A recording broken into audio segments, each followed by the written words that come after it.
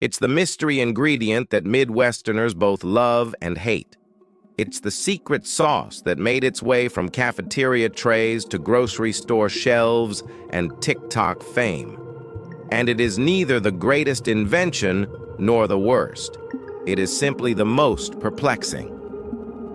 I am, of course, talking about the glorious marriage of chili and cinnamon rolls, also known as cafeteria chili. If you grew up in the Midwest, then you probably ate this at least once. Maybe you were dared to try it. Maybe it was served to you on your birthday. Or maybe, just maybe, you were the one who brought it to the birthday party. Whatever your story, there's a good chance you remember it as a strange yet oddly comforting combination that shouldn't work but somehow did. The beauty of cafeteria chili is that it's not an acquired taste. You either love it or you hate it, and there's no room for nuance.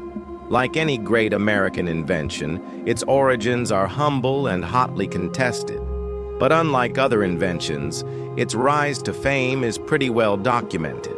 It all started in the 1970s when the Cincinnati chili company, Skyline Chili, began serving a special concoction of meat, beans, spices, and cinnamon at its restaurants. Soon enough, other local favorites like Gold Star Chili and Camp Washington Chili followed suit. By the 1980s, the dish had become a Midwestern staple. Kids were eating it in school cafeterias across Ohio, Indiana, Illinois, and Kentucky. It was a regular on family night at the local bowling alley. It was even featured at the state fair. But like any great American invention, people outside the Midwest had to be introduced to it first by someone who dared to bring it to the party, so to speak.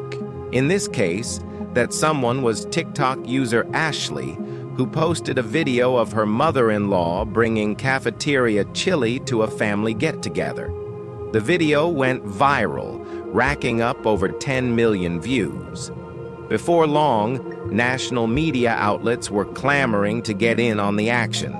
Food and Wine called it the most Midwestern dish to ever exist. Delish declared it the weirdest food combo ever. And Today magazine simply dubbed it the dish that will haunt your nightmares. Today, you can find everything you need to make cafeteria chili at your local grocery store. But if you're feeling really ambitious, you can even make your own chili seasoning blend. Just be sure to add a little extra cinnamon. It is August and you're watching this report. Chicken nuggets have been around in one form or another for centuries. But they really took off in the 1980s when fast food chains like McDonald's popularized them. But before the 80s, chicken nuggets were typically only found in restaurants or homemade. They didn't really exist in the frozen food section of your local grocery store. And that's why it was such a big deal when chicken nuggets made their way into school cafeterias across America during the Reagan era. In this decade, TV dinners became more common in American households. More people started eating out, and convenience foods became more and more popular. This decade also saw the emergence of the microwave oven, which made it even easier to prepare meals quickly at home. Chicken nuggets were the perfect food for this era. They were easy to prepare, versatile, and most importantly, they tasted good. But there was a problem. School cafeterias typically served the same basic foods day after day. Things like mystery meat, pizza bagels, and the ever-popular chicken patty. That's why it was so surprising when suddenly chicken nuggets showed up in cafeterias across the country. It turns out that McDonald's had something to do with this. You see, by the mid-1980s, McDonald's had already become the dominant force in the fast food industry. They were known for their burgers, fries, and chicken nuggets. In fact, they sold over 40 million nuggets every week. Kids loved them, and parents trusted the brand. So it only made sense for school cafeterias to start serving them too. This caused some controversy, though, because kids would complain about eating chicken nuggets every day. Even teachers started getting sick of them. But this didn't matter because more than 25% of schools nationwide had already started serving chicken nuggets by the end of the decade. It seemed like everyone was eating them from grade school through college. And even though students hated them, it wasn't enough to get them kicked out of the cafeteria. After all, they weren't hurting anyone. Some of you might be thinking, wait a minute. If McDonald's introduced chicken nuggets to the world back in the 60s, why did it take them 20 years to make it into the school cafeteria? Well, it has everything to do with this guy, Captain America. You see, when Ray Kroc purchased the McDonald's franchise in 1961, he focused primarily on their burgers and fries. Chicken nuggets didn't hit the scene until 1983, and that's when they first appeared on the children's menu at a cost of 11 cents. But these original nuggets were nothing like what we know today. They were larger and breaded with regular flour instead of the famous crispy coating. They were an instant hit and soon became one of the most popular items on the children's menu. By the late 80s, kids were obsessed with them and everyone wanted to know where they came from. The story goes that these nuggets were inspired by the chicken Kiev that Ray Kroc's wife Jane used to make for him. She would cut the chicken into small pieces and then wrap them in beaten egg whites and let them dry overnight. Then she would toss them into hot oil until golden brown. Ray thought this dish was so delicious that he asked his chef to try to replicate it. The chef experimented with different ingredients and techniques until he finally came up with a product that they could serve in restaurants. It was a boneless, skinless chicken breast that was shaped like a butterfly and then covered in a special breading. This ensured that the chicken cooked evenly and retained its juicy texture. The final product was so successful that it quickly became one of the most popular items on the McDonald's menu. And that's why. Today's big question: why do Catholics eat fish on Fridays? I ask this because it's not actually that common. I mean, it is in some places. Like my grandmother is Italian Catholic and she grew up eating fish on Fridays. But when I was a kid in the 80s, the only time I saw fish on a Friday was when my school served fish sticks, and that wasn't even real fish. It was just some breaded tube that tasted like sadness and regret. So why did Catholics eat fish? Well, it has everything to do with this guy. When Jesus was a carpenter, he sure did have a lot of downtime to hang out with his disciples and teach them about, the kingdom of God and stuff. But he also taught them how to fish. I mean, that's how they made a living, right? So on this one occasion, Jesus said, "Hey, let's go fishing." And his disciples were like, "Okay, but we don't have any bait." And Jesus was like, "Well, that's cool. Just use whatever you catch as bait." So they caught a fish and used it as bait and caught even more fish. And Jesus was like, "Great. Now we have enough fish to feed 5,000 people." And everyone was like, "That's pretty cool, dude." So every time a Catholic sees a fish, they think, "Hey, this reminds me of that time Jesus multiplied the fish and fed 5,000 people." And every time they eat a fish, they get one of their 5 daily servings of fish. But wait, if Jesus fed everyone until they were full, why do Catholics still have to fast from meat on Fridays? Good question. You see, Catholics aren't allowed to eat meat on Fridays because, well, on Good Friday, Jesus died so that our sins could be forgiven. And what's the number one ingredient in a meatball sub? Meat. So obviously, you can't have meat on Good Friday.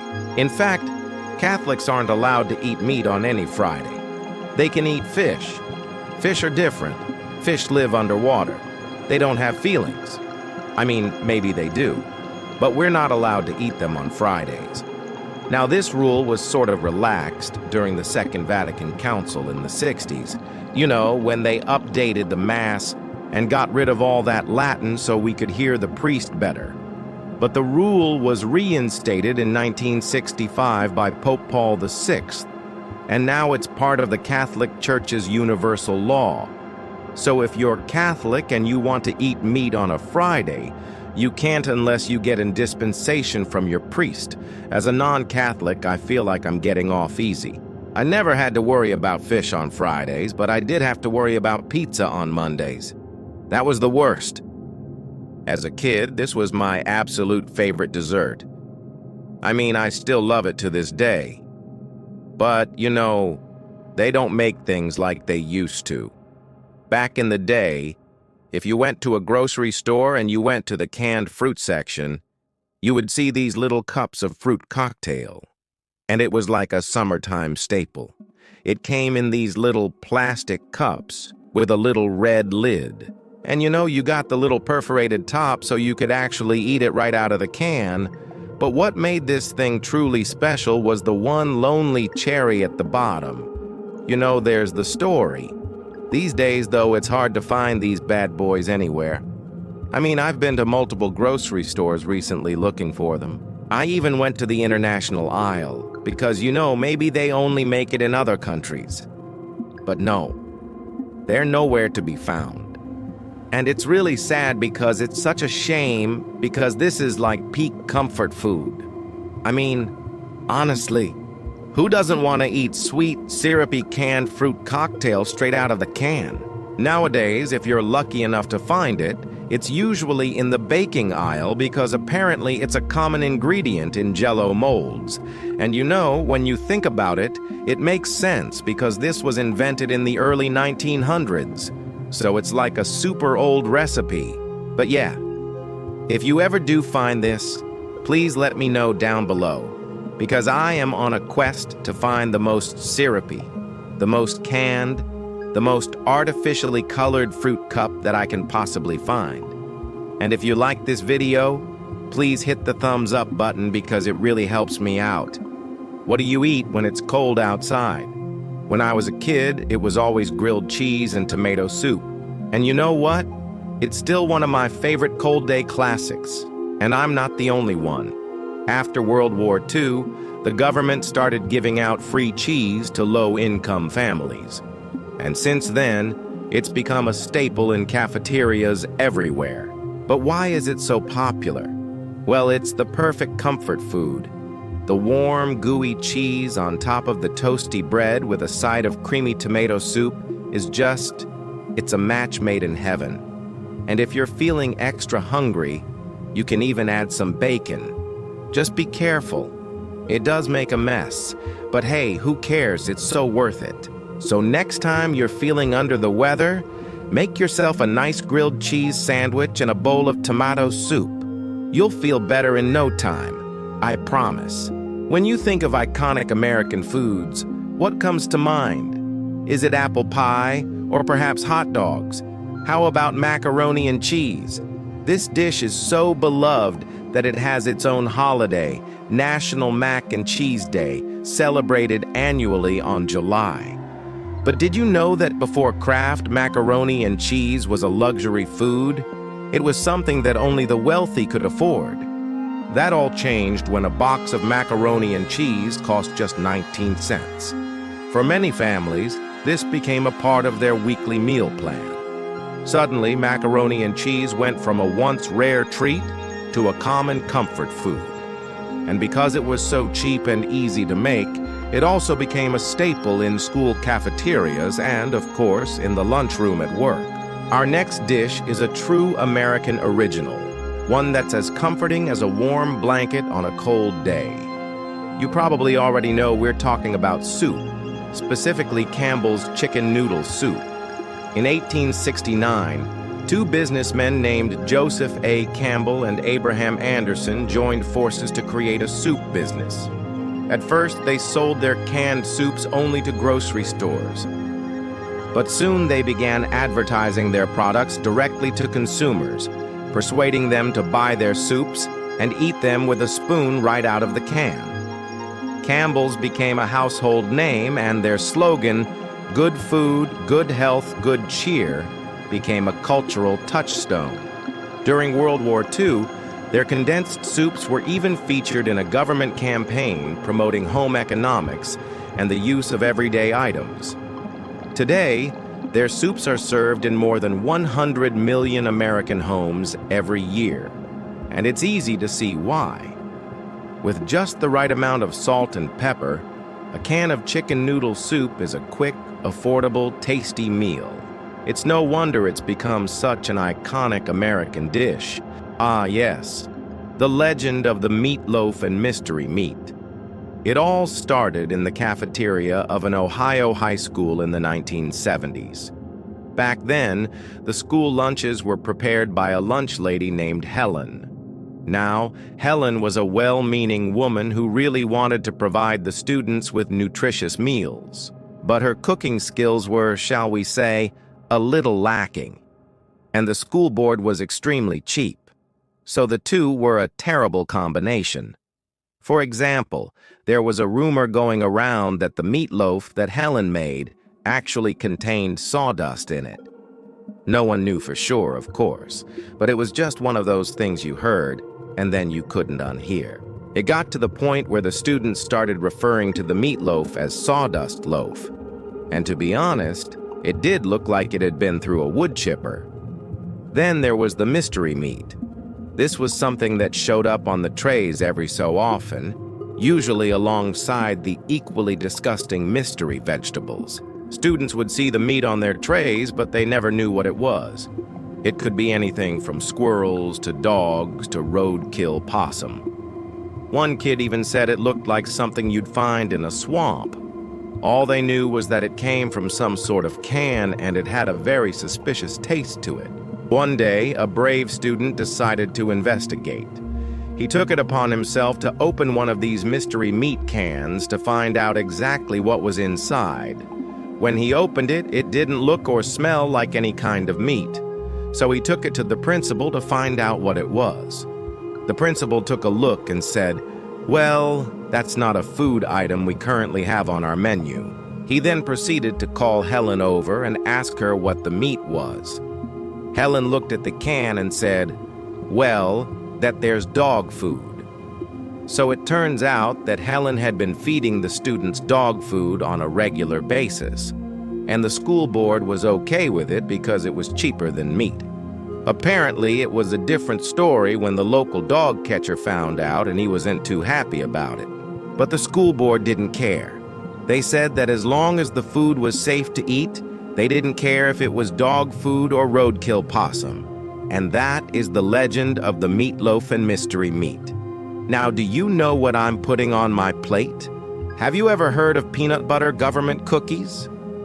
These thick, crispy peanut butter cookies were a staple in school cafeterias across the United States in the 1970s and 80s.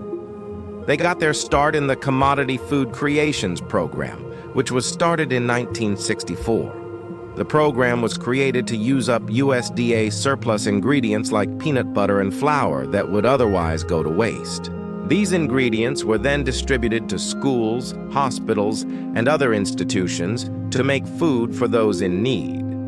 And while some of the recipes were, shall we say, less than appetizing, there was one recipe that stood out, a peanut butter cookie so large and so in charge that it earned the nickname government cookies. These cookies were made with 25 pounds of peanut butter, 10 pounds of sugar, 5 pounds of flour, and 2 pounds of butter. That might not sound like a lot of peanut butter, but trust me, these cookies were intensely peanut buttery. They were also intensely large, like the size of a small cake. The recipe called for rolling the dough out into a giant sheet, cutting it up into smaller pieces, and then rolling those pieces back up. Each cookie was about the size of a hockey puck and just as hard. They were so hard, in fact, that they were more of a conversation piece than an actual food item. Kids would bring them home from school, and their parents would put them on display at family gatherings. Of course, not everyone was a fan. Some people thought they were too dry, too hard, and just too darn large, but others loved them, peanut butter lovers and kids with a sick sense of humor alike. In the end, the Commodity Food Creations program was a great success. It kept tons of food out of landfills and provided jobs to many Americans who needed them. And while the program was discontinued in the 1990s, the legacy of the peanut butter government cookies lives on. They're a reminder of a time when food was plentiful and a little bit strange. So next time you're at the grocery store and you see those giant bags of peanut butter, you'll know what to blame. That was 1 minute. See you next time. Our next food item is so simple yet so strangely compelling. In the early 2000s, a new lunch option started appearing in school cafeterias across the nation. It was pizza squares, the rectangle slice everyone remembers. Now, if you were lucky enough to live near a Papa John's or a Domino's, you might have had the pleasure of eating their slightly better version. But for those of us stuck with the generic brands, we got a soggy, pale imitation that tasted like regret and oddly specific herbs. The sauce was bland, the cheese was blander, the crust was doughy, and the whole thing was oddly addictive. We couldn't stop eating it even though it tasted like cardboard. And the mystery only deepened when we looked at the box. Who was this Pizza Squares man? Was he sad? Was he happy?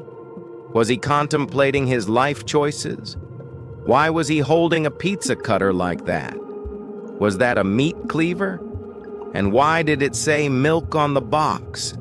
Was this guy lactose intolerant? Was this a cry for help? These questions plagued us. We wanted answers. It turns out the Pizza Man was created by an advertising agency in 1982. They wanted a logo that was simple, memorable, and would appeal to children. Mission accomplished. But the ad agency didn't create the pizza. That honor goes to an Italian immigrant named Tony. In the early 1950s, Tony opened up a pizzeria in New Jersey. A few years later, he sold his pizza recipe to a food manufacturer named Hormel. And in 1967, Hormel introduced frozen pizza to the masses. By the 1980s, they were ready to expand internationally, which is when they hired an ad agency to rebrand their pizzas. The new name was Pizza Rolls, the new slogan, the pizza that made pizza history. The new mascot, well, he didn't get a name, but we all know him as Pizza Man. He was based off Tony, the original Pizza Man himself. As for the milk on the box, it's a nod to Tony's wife, Mary. Every morning before serving, Tony would ask Mary, "Am I making too much pizza?" And she would always reply, "Just make sure you have some milk to go with it." So that's the story behind the milk on the box. Now, if you're still wondering what the heck a pizza square is, don't worry, because we've got you covered. Hey kids, do you like your milk with a little bit of nostalgia? Well, today's episode is for you. We're gonna go back in time when powdered milk and wax cartons were all the rage. That's right. Today we're talking about the drink of the era. Now, before you youngsters roll your eyes and click off this video thinking, who cares about milk? Let me tell you, milk was more than just a drink back in the day. It was a symbol of health, a badge of honor, and most importantly, a government-backed requirement. Yes, you heard me right. The government required everyone to drink milk. And if you didn't, well, let's just say you weren't very patriotic. The year was 1918, and America was in the midst of World War I. The government was looking for ways to boost the morale of the troops. And what better way to do that than with a nice tall glass of milk? The government launched a campaign called Drink More Milk, urging people to consume more dairy products. And it wasn't just a suggestion, it was a full-on requirement. Farmers were told to produce more milk and everyone else was told to drink up. But why milk? What made this humble dairy product so special? Well, for starters, milk was seen as a way to boost the dairy industry, which was suffering from a surplus of milk. The government hoped that by promoting milk consumption, they could help farmers make some extra money. Plus, milk was considered a healthy and nutritious drink, which was exactly what the doctor ordered for the war-torn country. It was rich in calcium, vitamin D, and protein, making it the perfect beverage for strong bones and muscles. And who doesn't want that? Now, you might be wondering how the government went about enforcing this milk mandate. Did they have milk police? Did they? The answer is kind of. The government worked with local authorities to distribute milk in schools and public buildings, and they even created posters and ads urging people to drink milk. They also put pressure on businesses to install milk coolers and promote milk sales. And if all that didn't work, they had one last resort, the dreaded milk monitor. These were government-appointed officials whose job it was to make sure that people were drinking enough milk. They would visit homes and businesses to check milk consumption and issue fines to those who weren't drinking enough. Talk about a downer. So how did people take the news? Were they all, "Hooray, let's drink some milk"? Or were there some naysayers? Well, the reaction was mixed. Some people were happy to support the war effort and the dairy industry by drinking more milk. Others saw the requirement as an infringement on their freedom and a waste of government resources. Some people even tried to get around the milk mandate by using fake mustaches or by hiding empty milk cartons. But the government was on to them and they cracked down hard. The milk monitors were not messing around. As the years went on, the government's focus shifted from quantity to quality. They wanted to make sure that the milk being consumed was fresh and safe, so they introduced new technologies and regulations to improve milk handling and storage. Glass bottles were eventually replaced by wax cartons, which kept milk fresh for longer and were easier to transport. And thanks to government subsidies, milk became more affordable for low-income families. But not everyone was thrilled about the wax cartons. Some people preferred the taste and convenience of bottled milk. Plus, they felt that the wax cartons were flimsy and wasteful.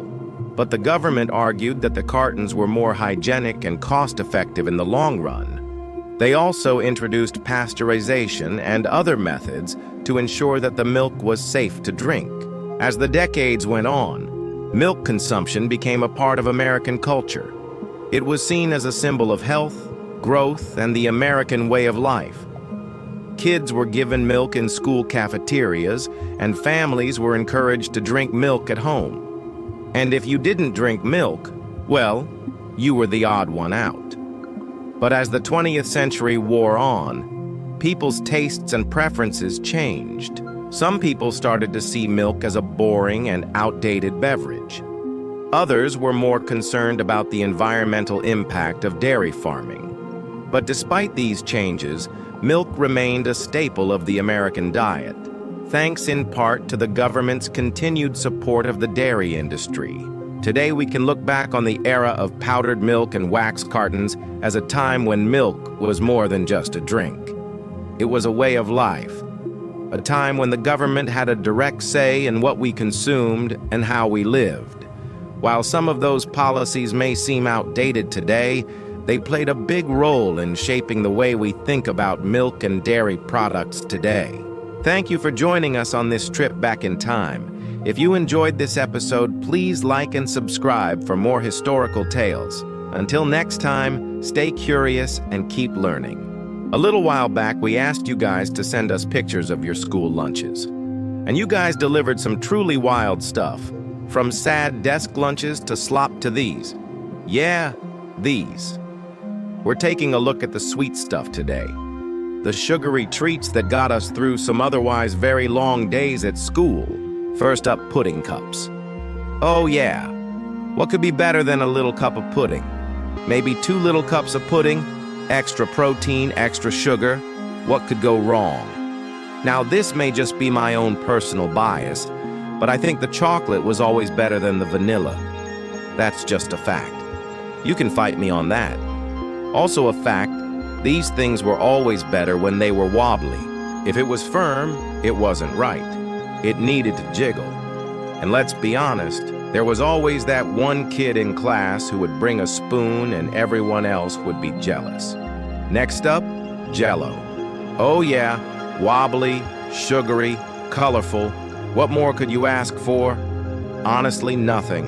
It was perfect, unless you were the kid sitting next to the person who brought the mold. Then it was slightly terrifying. Jell-O molds were like the Lovecraftian horrors of the lunch table. You never knew what kind of monstrosity was going to come out of that thing. Sometimes it was a smiley face. Other times it was, well, something else entirely. But hey, the more sugar, the better, right? At least that's what my dentist told me. So what did you bring to school to eat? Share your thoughts below. And if you want to see more fun lunch-related videos, click that button right over there.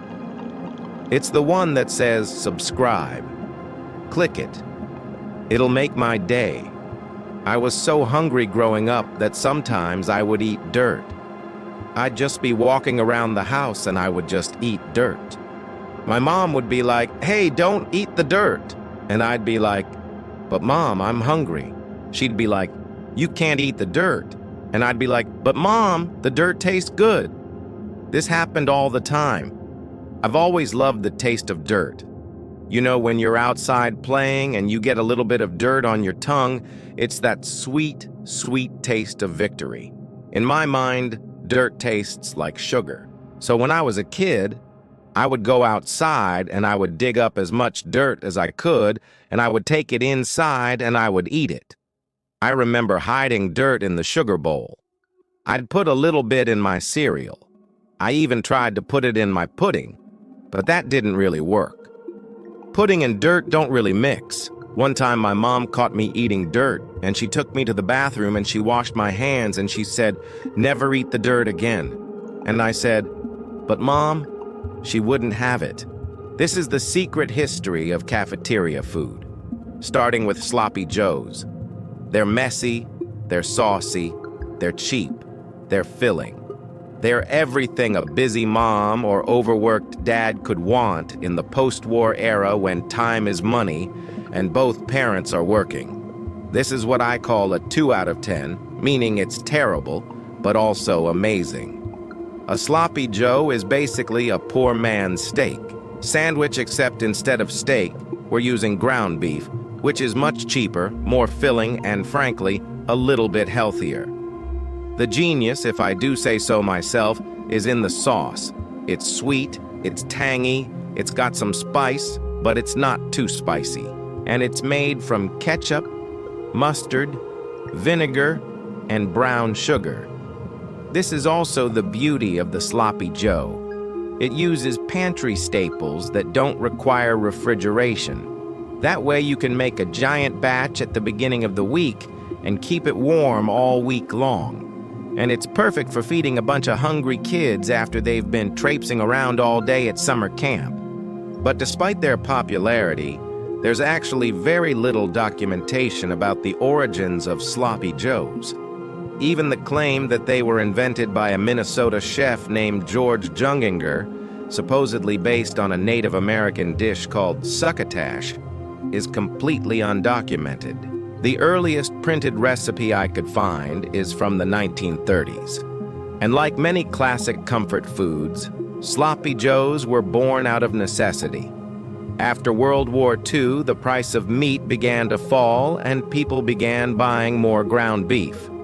At the same time, new technologies like mechanical choppers made it easier than ever to make burger-sized meatballs. So when you combine inexpensive ground meat with a thick, hearty sauce, what do you get? Sloppy joes. By the 1950s, they'd become so popular that you could even buy frozen sloppy joe mix in the A&P. All you had to do was slap it on some bread and you were good to go. Although, let's be honest, the best part of any sloppy joe is the mess.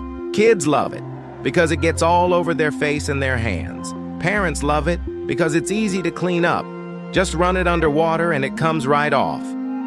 Next, we have chicken a la king. I am absolutely sick of saying these names. This dish is another example of how cafeteria food relies on heavy sauces to transport flavors that might otherwise get lost in the shuffle. In this case, a creamy white sauce made with butter, flour, and milk. And like all great sauces, It clings onto the protein for their dear life, and in this case, that protein is usually chicken, although sometimes it's tuna or even egg salad.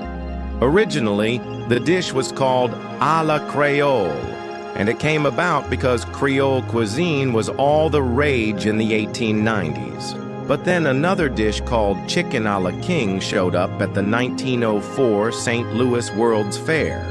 And because no one wanted two dishes with the same name, the Creole version was renamed chicken a la Maryland.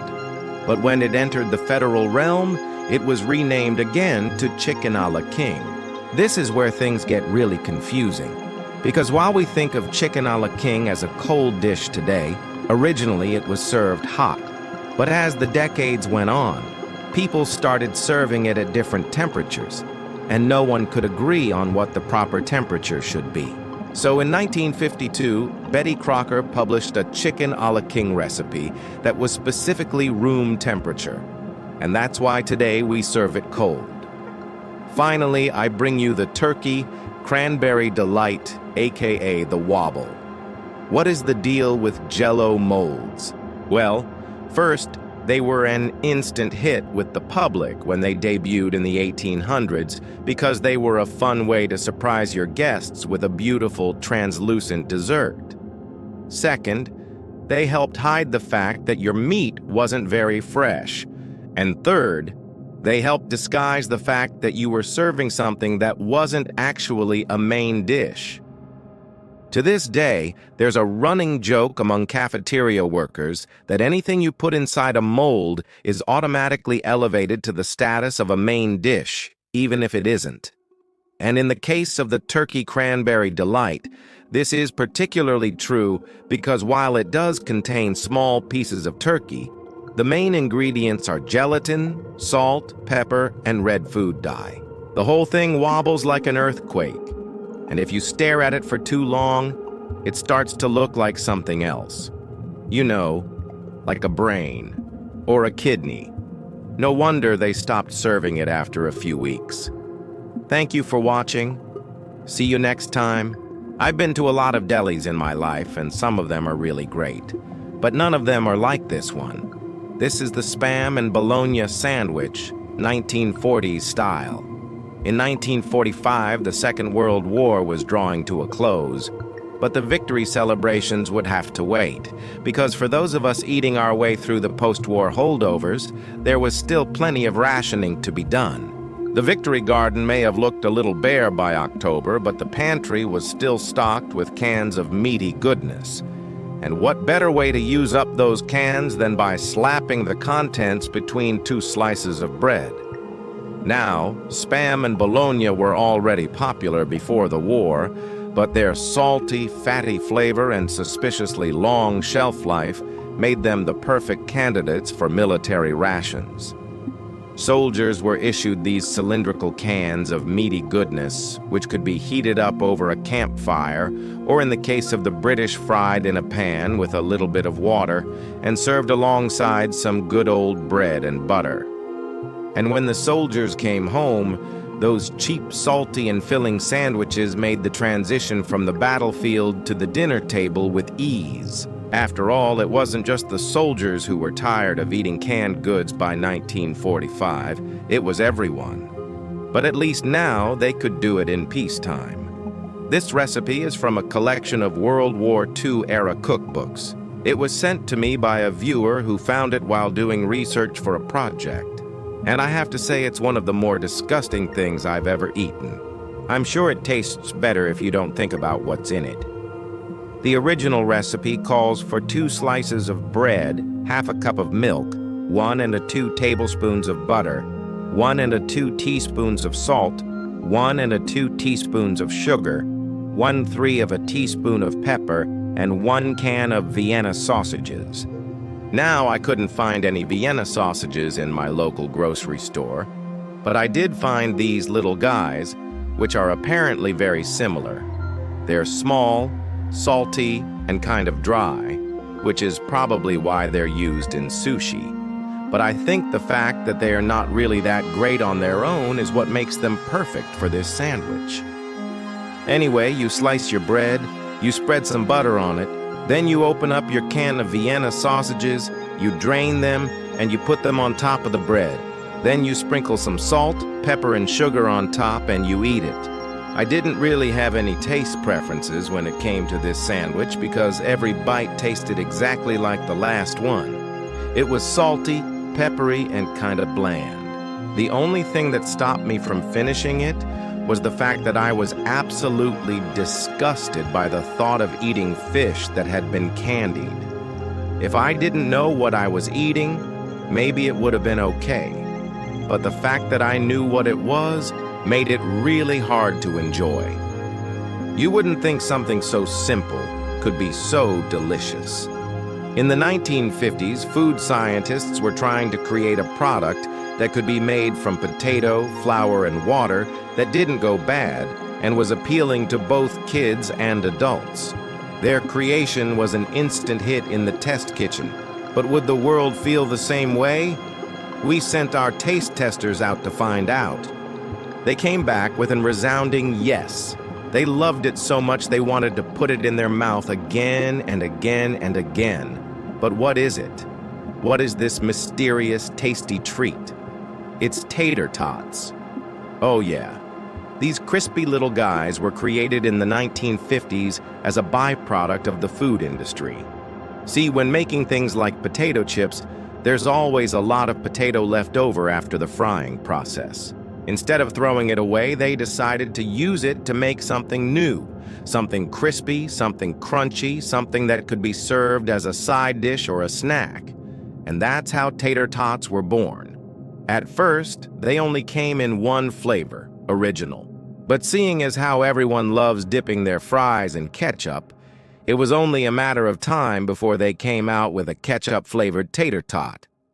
You can also get them in barbecue, sour cream, and onion, and a whole lot more. They're fun to eat, they're fun to dip, and they're fun to share with your friends. That's why you'll always see them at restaurants and fast food places. They're quick, they're easy, and they're basically a blank canvas for whatever sauce you want to dip them in. That's why we think they're so great. But we want to know what you think. Do you love them or do you hate them? This is the Lunchbox Royalty, the peanut butter and jelly sandwich. It is 12:37 p.m. You've just gotten off the bus and shuffled into the lunchroom. The lunch ladies are ladling sloppy joes onto trays while the popular kids are ripping open their peanut butter and jelly sandwich bags, the sweet smell wafting through the air like a siren song. You pull out your own PB&J, but whose heart can resist that thick cut bread slathered in creamy peanut butter, the perfect amount of jelly, the satisfying crunch of the first bite? Generations have come and gone, but the peanut butter and jelly sandwich has stood the test of time, remaining the king of the lunchbox. But how did this almighty sandwich become so popular? Well, it all started with an ordinary jar of peanut butter. In the early 1900s, peanut butter was a hit among the masses. It was cheap, it was easy to make, and it lasted a long time. In fact, it was considered a very practical food for school children. And what kid doesn't love peanut butter? I mean, come on. But then something strange began to happen. All of a sudden, people started dying from severe allergic reactions after eating peanut butter. Doctors were baffled. They had no idea what was causing these anaphylactic shocks. That was until they discovered the culprit, peanuts. It turns out that peanuts and tree nuts were the most common food-based allergens, causing more allergic reactions than any other food. By the 1950s, peanut allergies were so widespread that public health officials began to warn people about the dangers of peanuts. They even went as far as to create a symbol to warn people with peanut allergies that a product contained peanuts. But one group of people refused to let peanut allergies ruin their PB&J, school children. They simply couldn't bear the thought of giving up their beloved sandwiches. And so the peanut butter and jelly sandwich remained on school menus across America. Of course, there were some casualties along the way. There is a reason why they call it the kiss of death. But the peanut butter and jelly sandwich survived, and today, more than 100 years later, it is still the most popular sandwich in America. Thank you for watching and see you next time.